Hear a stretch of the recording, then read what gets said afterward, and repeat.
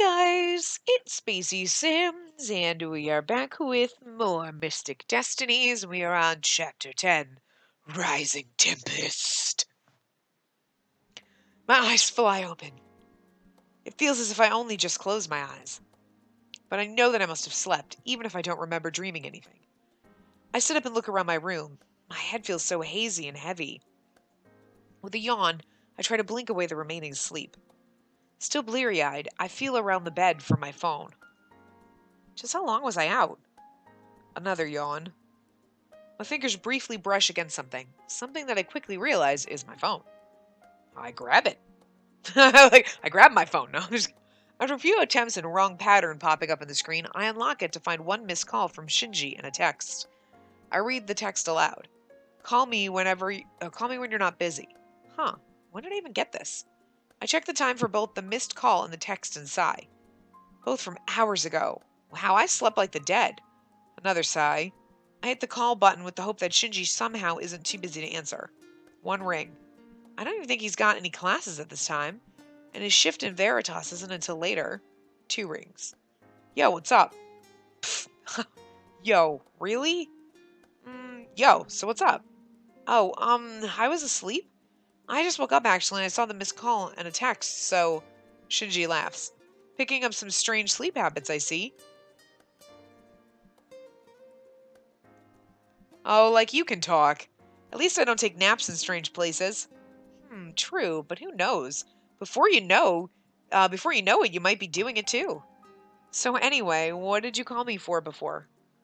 Galen came back with some info apparently and said to come meet him at the same place as before. Do you want to come with me? Of course.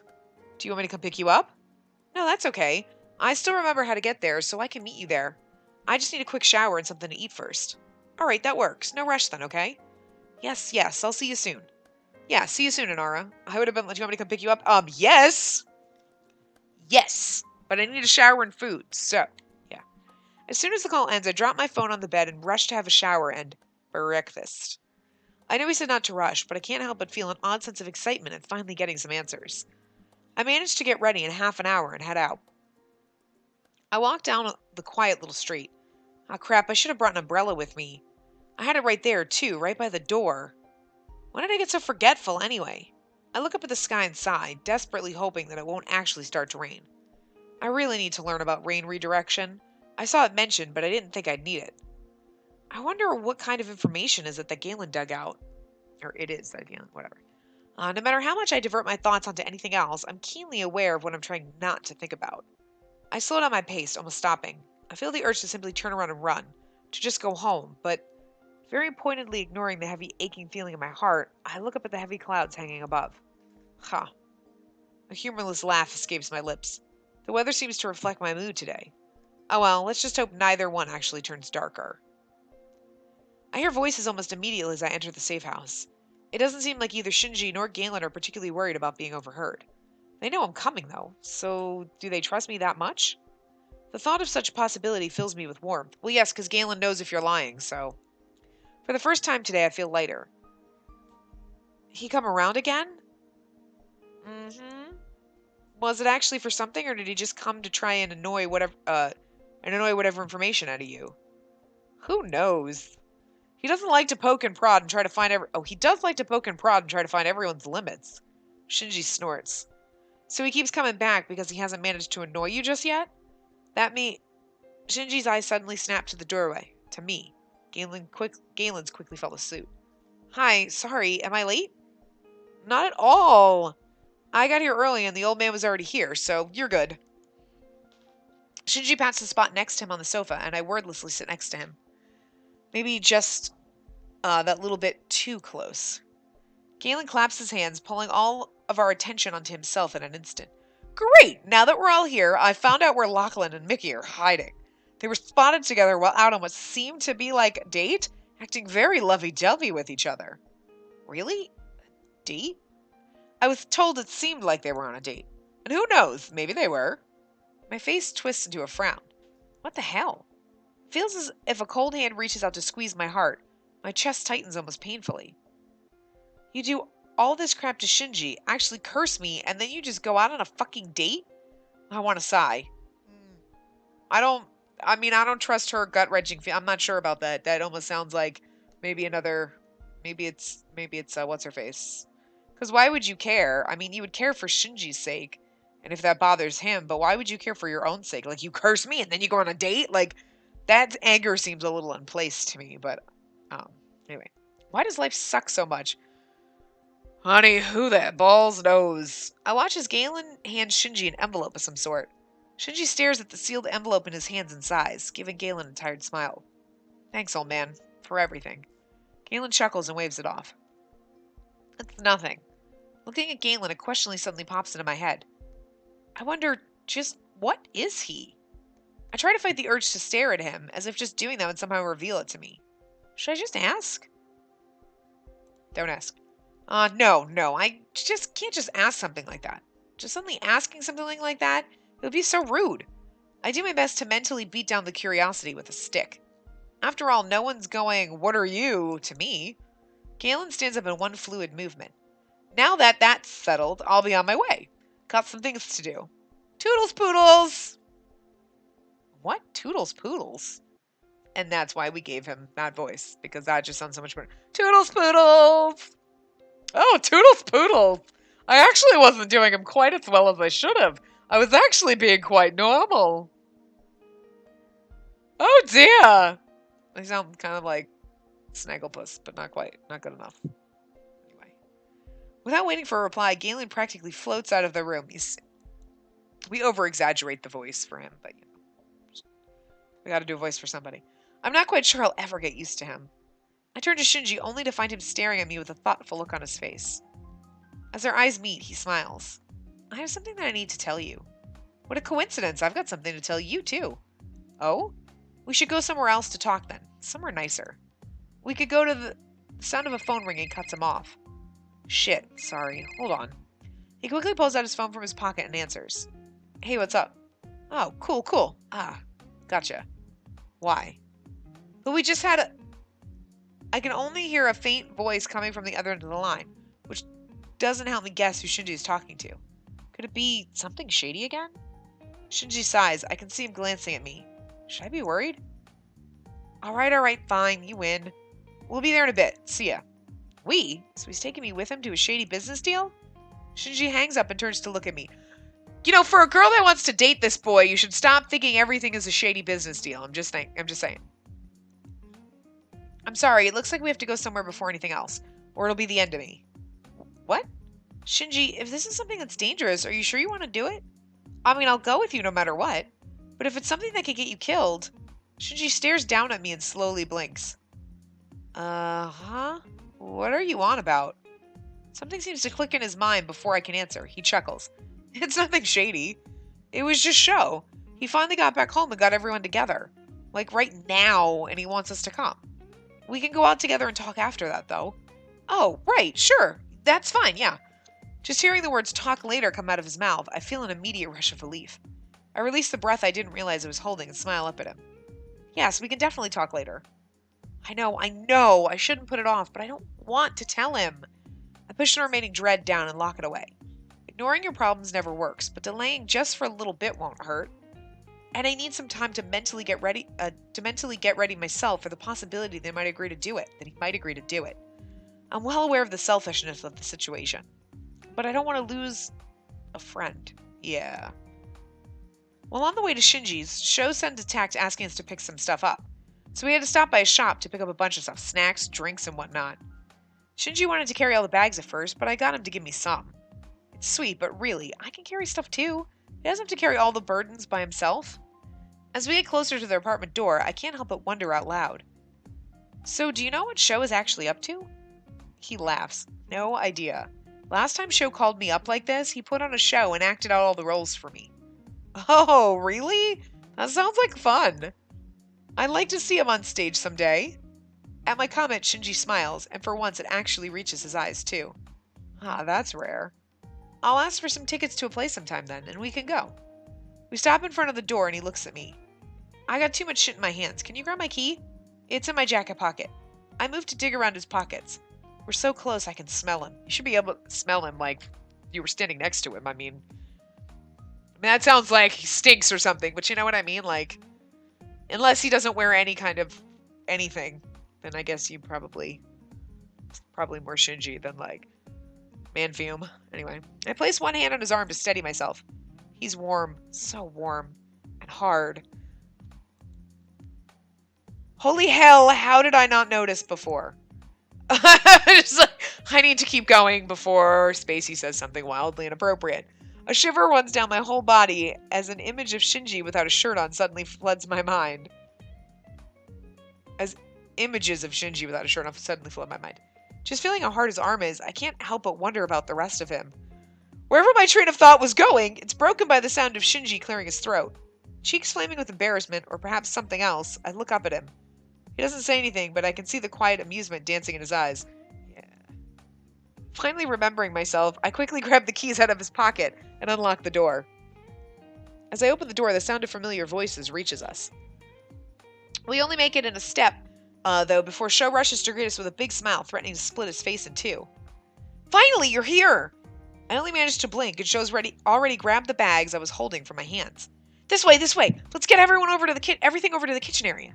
Sho reminds me so much of an eager puppy that I barely managed to hold back a giggle. Hey, Sho. Sorry we're late. Your shopping list was too long. Sho looks seriously scandalized. What? Too long? How dare you say such scandalous things, sir?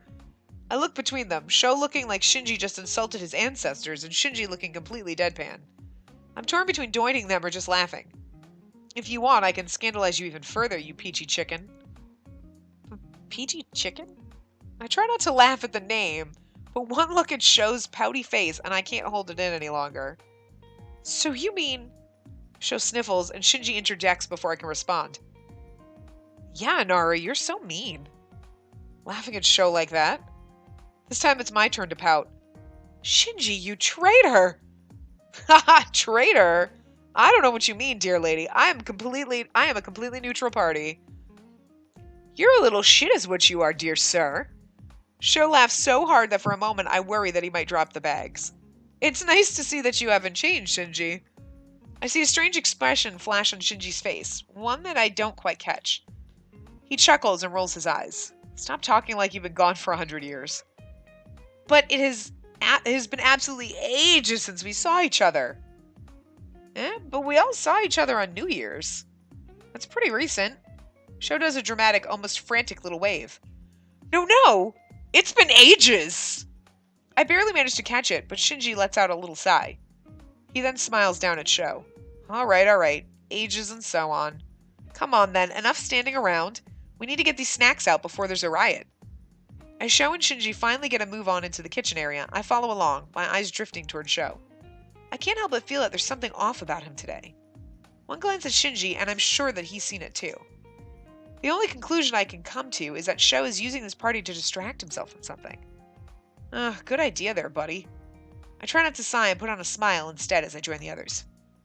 Oh well, when in Rome, right? I sit on the armrest next to Emmy, and she grins up at me. Took you too long enough to get here. Sho and Shinji hand out drinks and put out snacks for everyone. Sho sent us a really long shopping list. He wanted some special treat made with peaches, which took us ages to find. Emmy nods along to my explanation and then giggles. Sho and his peaches. I bet you he tastes like them too. I nearly choke on my drink at her words. What?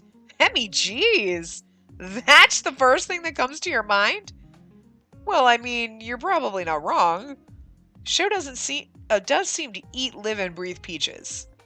I know, right? Our little party finally kicks off with a bang as Takumi shoots off confetti into the air. No one bothers to ask where he even got such a thing or why he had it with him. It's fucking Takumi. We don't even need to ask. He is just... I don't know. I love Shinji, don't get me wrong, and I love all the guys so far, but I really have a feeling we're gonna have a lot of fun with Takumi. I really do. I have high hopes for him. Just because he's been such a little entertainment ball the entire way. The guys get settled around the coffee table, and Takumi digs out a deck of cards out of his vest. It seems that even Tetsuya is joining in on the card game this time. Plus, I love the fact that Emmy is now part of our group. I really like Emmy a lot. I like the characters. I just like them all, man. Get to me. I like my peeps. Sometimes I wonder if being prepared for everything and anything isn't just Takumi's power. The thought suddenly makes something click in my head, and I remember the earlier assumptions that I had about Takumi. Hey, Taku, I call out, and Takumi looks up from dealing out the cards. Yeah, sup? I can't believe I forgot to ever tell you this before, but... I glance at Shinji, who looks quietly amused as always. Remember back when Cillian was following me? Yeah? Well, due to some things, like him not actually saying who the damn prince he meant was, we actually thought it was you for a bit, that you were a fae. At my words, I could swear that I actually see Taku's eyes start to actually sparkle. I could actually see his eyes actually start to sparkle. That's a lot of actuallys, but okay. Really? He pouts. Well, that's Shinji, but... Sparkle returns. I could still be half fae, right? Maybe? A strange thought comes to mind. Does he really not want to be human? Well, I guess something like that. Doesn't quite work like that, dude. If a fae is a child of a human, the child will just be born as a mage. Tetsuya looks towards Shinji with a curious expression. So the fae are opposite of dragons in that sense. Shinji nods. Yeah, if a dragon is a child with a human, they'll be born as a half-dragon, and the line will remain unchanged. He glances at Tetsuya, who nods in confirmation. Really? Huh, that's interesting. So I guess if I had a kid with Tetsuya, it would be a half-dragon. In the other timeline, you're having one, don't worry. I blink. No, wait. Why am I thinking about having kids with Tetsuya? I shake away the thought and refocus on the discussion before me. You want to have a man sandwich with all of them. Just all of them. It's going to be wildly inappropriate when we get to bang the teacher. I mean, what now? Everyone's attention is on Shinji and Tetsuya. The cards lay on the table long forgotten. But with fae, it doesn't really work like that. The child will be born human, and if the human parent wasn't already magical, then the child will become so. So the line will be magical, but human. Not really having anything to say, I quietly sip on my drink. Wait, so if you and Inara had a child, it would be a human then? And choke. I take a sip on my drink. And choke. What? Ah! What did I do? Oh god. I'm sorry. I clicked... I'm clicking the wrong thing and I totally just messed up my, hopefully... I'm clicking all over. And I clicked down here and then I clicked on OBS and I accidentally moved my screen off OBS. So, that's probably in the video now. I'm like a hot mess. If you have a child, what? And then I screw up everything. Well, that just gets the point across effectively. Emmy crims up at me, a strange glint in her eye. Ooh, think of how cute that baby would be. What? Emmy, not you too. What? Your baby would be so seriously cute. I can't wait to be an uncle. Shinji snorts. You're already an uncle, though. To a whole bunch of kids, I might add. Sho's eyes suddenly turn teary and his lower lip quivers almost pitifully. Look at his sad face. But, he throws Shinji the biggest puppy dog eyes I've ever seen. Oh, I'm so glad he's not looking at me like that. That is way too cute to resist. And it seems that Shinji isn't exactly immune to it either. Also, Shinji's not protesting, if you notice. He's just like, you're already an uncle. He's like, not even like, whoa. He's like, you're an uncle already, though. Yeah, but your baby be so cute. Yeah, well, I mean, yeah. And he just, it's like he's thinking of it. You're thinking of it! Ooh, he's thinking of impregnating us. You know what? You gotta learn to walk before you gotta learn to walk before you start dancing with me here. Let's just, come on. Crawl before you walk. I don't know what the hell is happening to my brain right now. Anyway, he sighs and rubs his eyes. Alright, fine. You can be an uncle.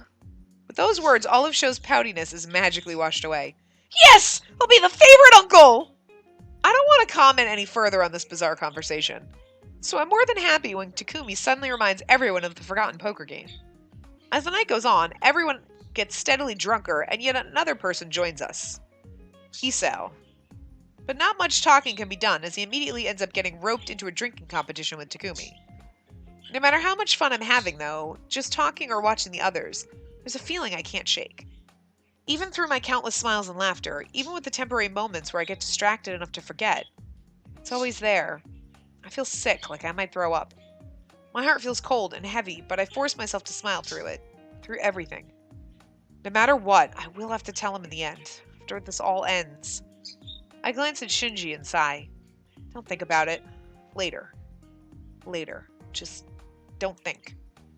I do my best to remind myself to just breathe. Possibly sensing my uneasiness, Emmy draws me into a conversation. She starts to tell me about some of the more wild things that happened during her art classes. The night goes on much like this. I'm not sure how much time passes, but the festivities end with Takumi and Isao passed out cold. Takumi is happily snoozing away on the couch, and Isao is sprawled on the floor, half of him under the coffee table. Emmy stares down at him and gives him a little kick to the side. Isao just grumbles in his sleep and turns over. Oh well, I guess I'll just have to leave him here. I watch her pull out a pen from her pocket and doodle a rather impressive mustache on Isao's face. Isn't he going to be pissed off when he wakes up?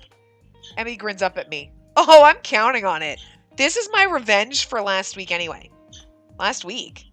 Yeah, he broke my favorite pencil with his fat ass. So this is revenge. When she finally stands up, Emmy bounces over to me and throws her arms around me, pulling me into a tight hug. I stiffen in her arms, feeling awkward and lost. Do I hug her back, or if there's anything you ever want to talk about, or if you just need someone to listen to you rant, call me, okay? Her voice is quiet and gentle in my ear. I move to hug her back just as tight. Thanks, Emmy. She pulls back and winks. Let's hang out soon, Inara, yeah? Yeah, that'd be great, actually. I could actually use some girl time, I think. Emmy and I say our goodbyes, and she leaves with a spring in her step. How she still has any energy left is something beyond me, but I don't question it. I look around the place. Takumi sleeping on the couch, Isao on the floor, Sho nowhere in sight, probably off to his room already, and Shinji quietly finishing up cleaning the place up. Where's Tatsuya? Is he gone? I know I need to talk to Shinji, and I know that the guys are all passed out cold, but I can't help worry about being overheard. Hey, Shinji?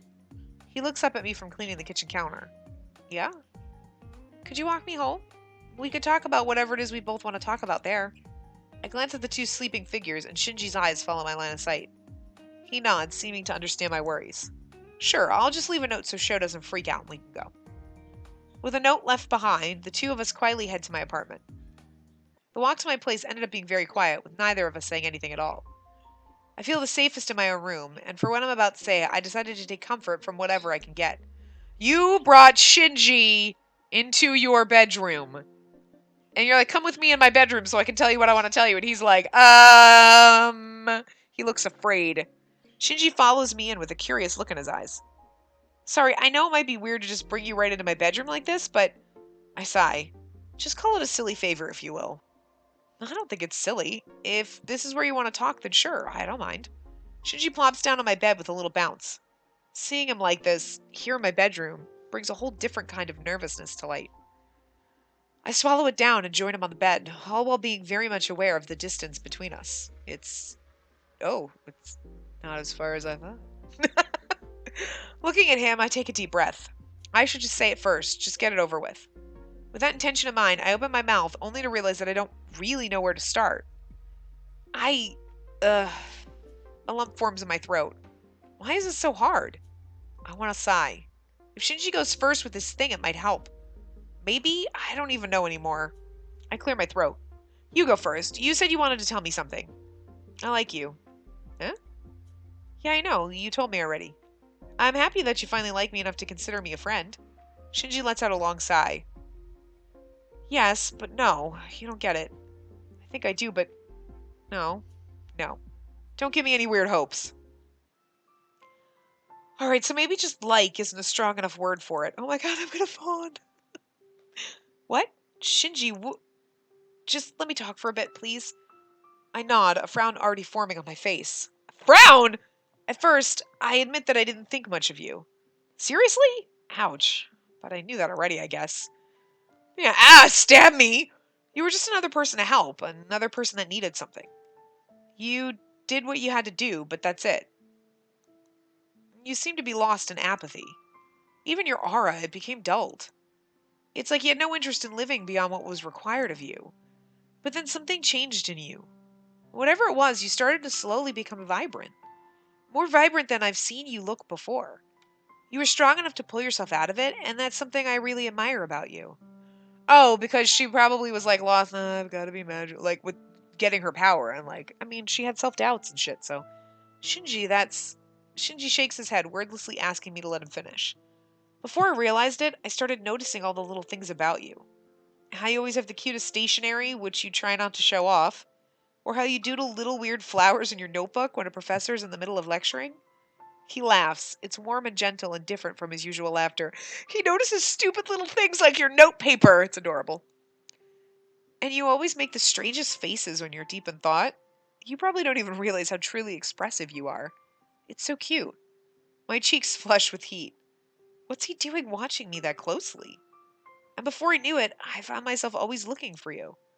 You took the chance and you opened yourself up to me.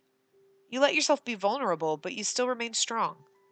Ugh, why must he notice all the embarrassing things? They're the endearing things, Sparkles the unicorn. You shut up. It made me want to be like you. Seeing you like that, how brave you are, it made me want to be open with you too. So I'll try. Despite my own embarrassment, something finally clicks. Wait, so you... I'm in love with you. I freeze. Oh my fucking god. Look at how mad he looks! I'm in love with you! What? Oh! My heart hammers away at my ribcage as if desperately trying to escape. It's probably going to try to fly out the goddamn window. Can't handle it. I can't breathe. No, I can't even remember how to breathe. Shinji watches my reaction with curious eyes. My mind races a mile a minute. I should be happy about hearing him say it. I am happy, but the feeling of happiness is corrupted by utter dread. It's latched onto me like a parasite I can't rip away. If I tell him, he might feel compelled to agree. Especially, yes, especially since he'd be helping who knows how many people. Even if it is entirely selfish, I don't want him to disappear from my life. I can't escape my thoughts. I've always tried to be good, to not be selfish, but if only for tonight, I want to be. Even if only for tonight, I want to forget everything. Snapping myself out of my frozen state, I move forward. My lips crash onto his. Into his. So needy, desperate. His lips, they taste so bittersweet. Strong arms wrap around me, pulling me into his lap. Ooh, hello. My hands on his chest, his roaming my body. Rough fingers glide against my skin. I sigh into the kiss. Why don't we get a nice little thingy? I want a nice little artworky thingy. I just want to see them kissing. I'm such a voyeur. I just need to see it so I can feel whole. We break apart for the briefest of moments to create a pile of clothing on the floor. What? I push against his chest, shoving him down on the bed. Shinji falls back with a little bounce as the bed creaks. Okay, I don't want a little thingy. We don't need a thingy. This is fine. I can't believe I have to narrate this. This is awkward, but okay. He looks up at me with a grin and pulls me down onto him with no warning. I fall onto him. For a short second, I wonder if we might break my bed tonight, but then I realize that I don't even care if it does. Oh my god. With Shinji's big hands on my thighs and my hands on his hard chest, our eyes interlock. We find our rhythm easily. It's so I can't even I was not fucking expecting this at all. Holy shit. Because like with Show, it was like, oh, he's already got and he loves you and it's kind of sweet and everything. And with Tetsuya, it took forever to get to him. But like, this is just like, what? What? I wasn't expecting that out of this game. I know I've been pervy the whole entire time saying things, but now that it's like, and then they're obvious. I mean, come on, it's just a little awkward that I have to narrate, but okay, I will try to manage. Okay. It's so natural, so effortless to be like this that it feels as if our bodies were made to perfectly fit each other. Maybe they were. I spend the night memorizing every inch of Shinji's skin, the expressions and the sounds he makes for me when I find just the right spot. Okay. I don't know if I can read this. I don't know if there will be a next time, but in the moment, all that matters is our bodies melded together like this. We go again and again until we can't go anymore. We fall asleep in a tangled mess of limbs, too exhausted to do much else than quietly bask in each other's warmth. Shinji takes up most of my bed, so I end up falling asleep on top of him, listening to his steady heartbeat. That was wildly unexpected. The smell of something sweet lures me out of my slumber. I crack open my eyes and hiss at the sunlight streaming in through the window. Do they not ever go to school? Okay, anyway. Ugh, why does the sun have to be so damn bright? I sit up with a yawn. The sun refuses to stop shining on my face, so I'm forced to squint. Where is the off button for that thing? My sleepy brain kicks in a high gear. I quickly realize that Shinji is no longer in bed with me. No way, he wouldn't just leave, right? Oh, that would be bad. At least not without leaving a note if he had to go. I look around my room, but there's no note in sight. Maybe he's out in the living room? I slowly push myself out of bed, not even bothering to wrap anything around my body. When I crack the bedroom door open, the smell of French toast hits me, making my stomach growl quietly. I peek outside and see Shinji in the kitchen area. Oh, thank God. As if sensing me, Shinji turns to look. Our eyes meet and he smiles. I'm making some breakfast. I hope you don't mind. I laugh. Why would I mind? It smells so good. So do you plan to eat breakfast in the nude? Because if so, I'm all for it.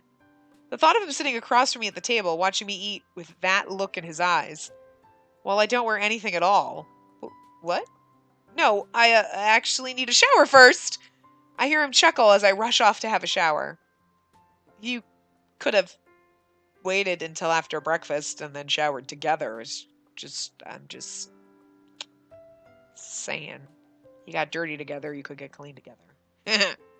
I grab my clothes. I try to keep my mind from overthinking things, from what I need to do. I finally head into the shower. When I finally get out of the shower and get dressed, I find Shinji sitting at the kitchen table.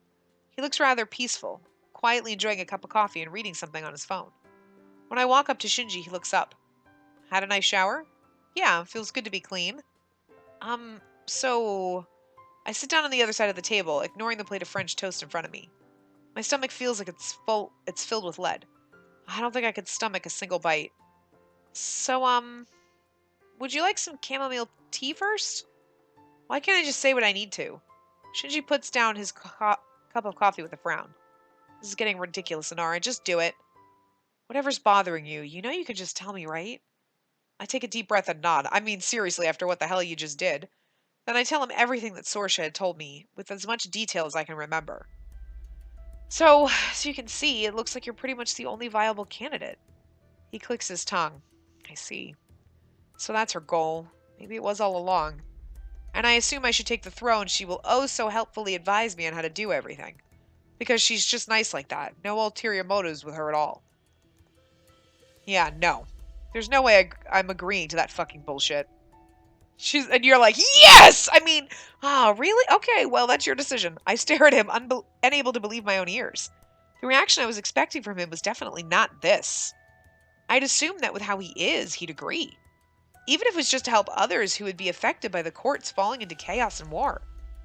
I thought, with how nice you are, that you would accept. Shinji snorts. Me? Nice? I am not a nice person, and I have no desire to help that woman.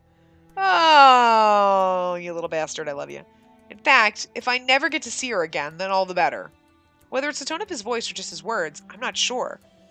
But I feel something inside me just snap. The way he constantly speaks about Sorsha, the way he dismisses her. She's not like Shizuka. If Shinji so wants her to be some evil villain, then I'd gladly give him my mother. She was always so cold where Sorsha is kind and warm.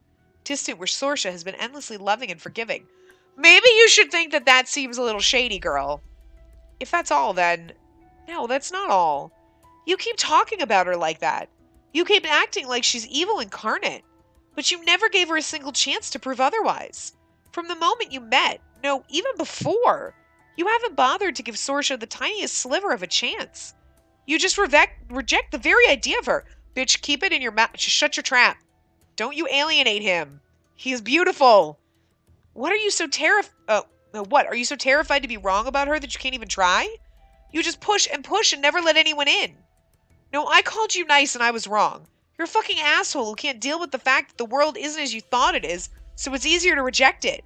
Doesn't actually matter to you that you're breaking her heart, does it? For his part, Shinji sits there silently listening to my every word. He looks uncharacteristically surprised at my uncharacteristic yelling. When I stop yelling, he schools his features back into his usual expression. You're blinded by your own issues and assumptions. I shouldn't have to act towards Sorsha how you want me to. I don't trust the woman. Haven't from the moment I saw her. So you're admitting it. You're admitting that you didn't give her a chance. Yeah, I admit it. I don't want to give her one. She doesn't deserve one. And if you stopped thinking of that woman as your dream mother come true, then you'd finally see beyond how she presents herself. His words feel like a punch to the stomach. My whole body starts to shake. That was a low blow. Oh, was it? I didn't realize. You sarcastic. Sarcastic what? At least I don't meddle when it's not asked for. Ugh. That's not how it is at all. Then go on, tell me. Just how is it? You're just too distrustful, too stubborn, too unwilling to admit that Sorsha is just how she seems. There's no imagined plot, so get over yourself already. Maybe you should stop being such a bitch. I mean, yes, I think he's not even trying to give her a chance, but you're giving her all the chance in the world, and I mean, you're not even thinking that she could have cursed you. It's just automatically, no, she wouldn't do that. Come on now. Once you get your head out of your ass, you can come talk to me again. For now, you can just kindly fuck off. I can barely stop myself from flinching when I see the coldness flash in his eyes. The chair screeches against the floor as he stands up. Then you can take up any further tutoring sessions with Hikaru if you even need them. He bows mockingly. I'll fuck off now, as the lady wishes. With that said, I watch him leave in silence. The last thing I hear is the door opening and closing. He leaves my apartment without another word. Oh, we're an asshole. I sigh and push back the feeling of wanting to go after him. No, I know I'm right. Maybe I shouldn't have yelled like that, but I know I'm right. No, you're not. But even though I know this, why do I feel like I've made a mistake? Because you should let him judge for his damn self! I think there's 13 chapters, so we're almost to the end. So this is weird. There's going to be a lot of drama going on. But anyway, I am going to obviously wrap this part up here. This is a really long part. But anyway, that was extremely awkward. But, we'll power through. Who knows if it's ever going to happen again? Not the way you just acted, bitch. Oh well, we got lucky once. Or repeatedly over and over until we can't take it anymore. Oh my god. Anyway, I am going to wrap this part up here. I will see you guys next time. Remember to give the video a big thumbs up and subscribe to see more.